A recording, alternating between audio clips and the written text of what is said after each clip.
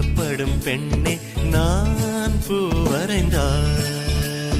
தீ வந்து விரல் சுடும் பெண்ணே நான் தீ வரைந்தார். உயிரல்லதெல்லாம் உயிர் கொள்ளும் என்றால் உயிருள்ள நானோ என்ன ஆகுவேன்? உயிர் வாங்கிடும் ஓவியம் நீயடி.